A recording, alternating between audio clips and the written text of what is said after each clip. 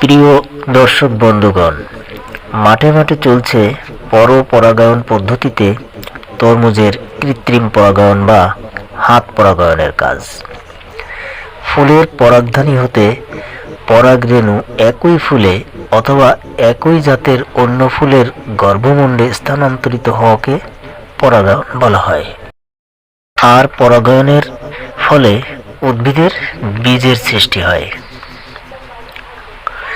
পরাগায়ন সাধারণত দুই ধরনের হয়ে থাকে, একটি হলো স্বপরাগায়ন এবং অন্যটি হলো পরপরাগায়ন। স্বপরাগায়ন হলো ফুলের পরাগধানী থেকে পরাগরেণু কোনো মাধ্যমে বা বাহকের দ্বারা স্থানান্তরিত হয়ে সেই একই ফুলের অথবা সেই একই উদ্ভিদের অন্য ফুলের গর্ভমুণ্ডে যে পদ্ধতিতে স্থানান্তরিত হয় তাকে স্বপরাগায়ন বলা হয়। আর পরপরাগায়ন হলো যে পদ্ধতিতে ফুলের পরাগধানী হতে পরাগরেণু কোনো মাধ্যম বা বাহকের দ্বারা স্থানান্তরিত হয়ে একই প্রজাতির অন্য একটি উদ্ভিদের ফুলের গর্ভমুণ্ডে যে পদ্ধতিতে স্থানান্তরিত হয় তাকে পরপরাগায়ন বলা হয়। সঠিকভাবে পরাগায়ন না হলে তরমুজের কাঙ্ক্ষিত ফলন পাওয়া যায় না। তাই কৃষক বন্ধুগণ পুরাদমে পরাগায়নের কাজ চালিয়ে যাচ্ছেন। কাজটি করা তেমন কোনো কঠিন কাজ নয় বিধায় স্কুল পড়ুয়া কিশোর কিশোরীদেরকেও পরাগায়নের কাজটি করতে দেখা যাচ্ছে। প্রতিদিন সকালবেলা 2-3 ঘন্টা যাবৎ এই কাজটি করতে হয়। একটানা 10 থেকে 12 দিন পরাগায়নের কাজ চালিয়ে যাওয়া হয়। তরমুজের ক্ষেতে পোকার উপদ্রব ঠেকাতে কৃষক বন্ধুদের ফেরোমন ফাঁদ বা ইয়েলো স্টিকি ট্র্যাপ ব্যবহার করতে দেখা যাচ্ছে। এর ফলে তরমুজের ক্ষতিকারক রাসায়নিক কীটনাশক প্রয়োগের আর দরকার পড়ে না। তরমুজ যেহেতু একটি ফল এবং এটি কাঁচা অবস্থায় খাওয়া হয়, সেহেতু তরমুজের রাসায়নিক কীটনাশক স্প্রে না করে ফেরোমন ফাঁদ বা ইয়েলো স্টিকি ট্র্যাপ ব্যবহার করে পোকামাকড় দমন করা শ্রেয়।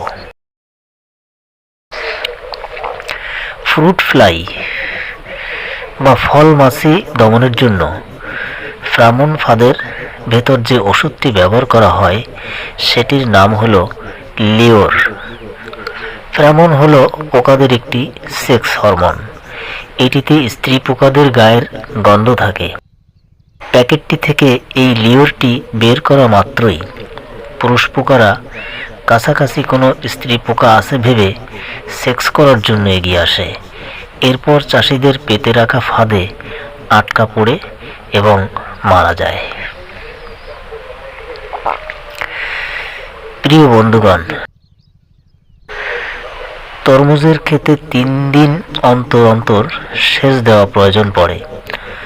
তরমুজ গাছ ছোট থাকা অবস্থায় সেচ দিতে সুবিধা হয়, কিন্তু গাছগুলি যখন বেশি লতিয়ে ক্ষেতের চারিদিকে ছড়িয়ে পড়ে তখন সেচ দেওয়া বেশ কষ্টসাধ্য ব্যাপার। গাছের দিকে সম্পূর্ণ নজর রেখে তবেই সেচ দেওয়া হয়ে থাকে। তবে এ সময় একটু আধটু বৃষ্টি হলে কৃষক বন্ধুদের জন্য অনেক সুবিধা হয়। ভিডিও চিত্রে একটি বোনকে তরমুজ খেতে সেচ দিতে দেখা যাচ্ছে। বোনটি নিজেই নিজের জমিতে সেচ দিচ্ছেন, অর্থাৎ তিনি নিজের কাজ নিজেই করছেন। আর আপনারা দেখছেন আপনাদের প্রিয় ইউটিউব চ্যানেল নিজের কাজ নিজে করি। প্রিয় দর্শক বন্ধুগণ, আপনারা ভালো থাকবেন। সবার জন্য রইল শুভকামনা। নমস্কার।